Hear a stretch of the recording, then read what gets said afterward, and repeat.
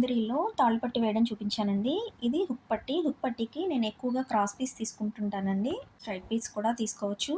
First అటువైపుకు మడిచి కుట్టు వేసేస్తానండి. వేసాక ఇలా పై కుట్టు వేసి నార్మల్‌గా కుట్టేస్తాను. ఆ తర్వాత తాళ్ళు పట్టీ మీదే ఈ కుట్టిన హుక్ పట్టీ పెట్టి మిడిల్ డాట్ ఈక్వల్‌గా ఉందో లేదా చూసుకొని, ఈక్వల్‌గా అడ్జస్ట్ చేసుకొని, ఎంత ఎక్సెస్ ఉందో హుక్ పట్టీ కొంచెం ఎక్స్‌ట్రా వస్తుంది కదా! దాన్ని అంత 3 అంగుళాల వరకు కట్ చేసుకొని అలా విడిపోకుండా కుట్టు వేసేసుకోవాలండి.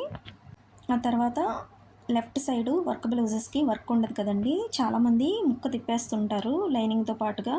అలా కాకుండా అటువైపు కూడా పైపింగ్ వేస్తే చాలా నీట్‌గా ఉంటుందండి. బొటిక్స్‌లోను, టైలరింగ్ షాప్స్‌లో ఇలాంటి మెథడే ఫాలో అవుతారు. ఎంత వీలైతే అంత నీట్‌గా కుట్టడానికి ట్రై చేస్తారు వాళ్ళు.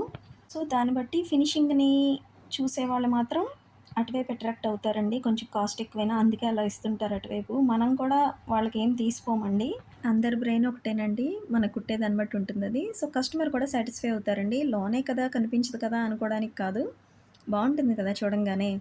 ఆ విధంగా నాట్లు పెట్టుకొని తిప్పుకోవాలండి రౌండ్ ఉన్న వైపు. ఆ తర్వాత ఇలా మడుచుకొని కుట్టేసుకున్న తర్వాత అరంగుళం వరకు వస్తుంది పట్టి. చాలా నీట్‌గా ఉంటుందండి చూడండి కావాలంటే మీరు. మహా అయితే ఇంకొక 5 మినిట్స్ ఎక్స్‌ట్రా పడుతుంది. 10 మినిట్సు. అలా అలా కుట్టగా అలవాటయిపోతుంది. ఓకేనండి. వీడియో నచ్చితే లైక్ చేయండి. ఫైనల్‌గా అవుట్‌పుట్ ఇది.